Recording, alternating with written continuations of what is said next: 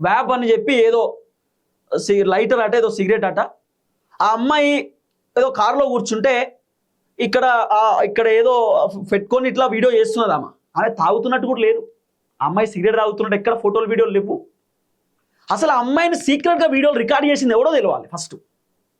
ఆ అమ్మాయి కూర్చుంటే ఎవడో సీక్రెట్గా వీడియో రికార్డ్ చేస్తారు. ఆ అమ్మాయి నిలుచుంటే వీడియో రికార్డ్ చేస్తారు. ఆ అమ్మాయి బ్రిజర్ బాటిల్ పట్టుకున్నప్పుడు వీడియో రికార్డ్ చేస్తారు. ఆ అమ్మాయి పబ్లో కూర్చున్నప్పుడు వీడియో రికార్డింగ్ చేస్తారు.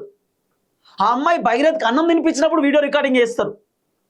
ఆ అమ్మాయి ఇట్లా కళ్ళు ఇట్లా పట్టుకున్నది. కళ్ళుకు సంబంధించిన ఏమంటారు ఒక ఆకు ఉంటుంది, ఆకులో తాగుతాం కదా కళ్ళు, అట్లా ఆకు పట్టుకుంటుంది, వీడియో రికార్డింగ్ చేస్తారు. ఎవరు చేసింది వీడియో రికార్డింగ్? అమ్మాయికి తెలియకుండా వీడియో రికార్డ్ చేయడం ఎందుకు? ఆ అమ్మాయికి తెలియకుండా వీడియో రికార్డింగ్లు ఫోటోలు అన్ని బయట పెట్టడం ఎందుకు? ఇవన్నీ ఎందుకు? రీజన్ ఏంది కారణం?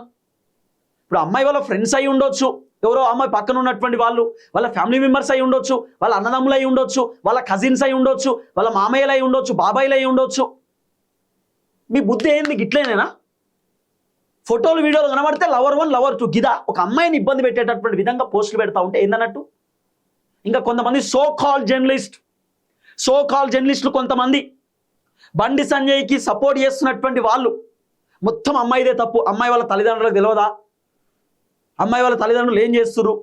ఇప్పుడు సాయి భగీరథ్ని అమ్మాయి వాళ్ళ తల్లిదండ్రులు ఒక సొంత కుటుంబ సభ్యులు లెక్క చూసుకున్నారు. బగి అని పిలిచారు. ఆ అమ్మాయి వాళ్ళ ఫ్రెండ్ అనుకొని పిలవచ్చు, ఆ అమ్మాయి వాళ్ళ ఫ్రెండ్ క్లోజ్ ఫ్రెండ్ అనుకొని దగ్గరికి రానియవచ్చు. కానీ ఈ అమ్మాయిని ఇబ్బంది పెట్టమని చెప్పి తల్లిదండ్రులు అయితే చెప్పరు కదా. నువ్వు మా అమ్మాయిని ఫామ్ హౌస్ తీసుకుపో, ఇబ్బంది పెట్టుకో అని చెప్పి తల్లిదండ్రులు చెప్తారా? చెప్పరు కదా. ఫ్రెండ్షిప్లో సరే వెళ్తురేమో, బయటికి వెళ్తురేమో, ఇక్కడికి వెళ్తురేమో అనుకుంటారు తప్ప నువ్వు తీసుకుపోయి మా అమ్మాయిని ఆల్కహాల్ దాపించి ఇబ్బంది పెట్టమని ఎవరు చెప్పరు కదా. అట్లని బండి సంజయ్ కొడుకు తప్పు చేసినని నేను చెప్పట్లేదు, నేను ఎక్కడ కూడా చెప్పట్లేదు. సంజయ్ అన్న కొడుకు తప్పు చేసిన విషయం నేను ఎక్కడ మాట్లాడట్లేదు. కానీ అమ్మాయి క్యారెక్టర్ దెబ్బతీసేటటువంటి విధంగా ఎందుకు పోస్టులు పెట్టడం అని అంటున్నా.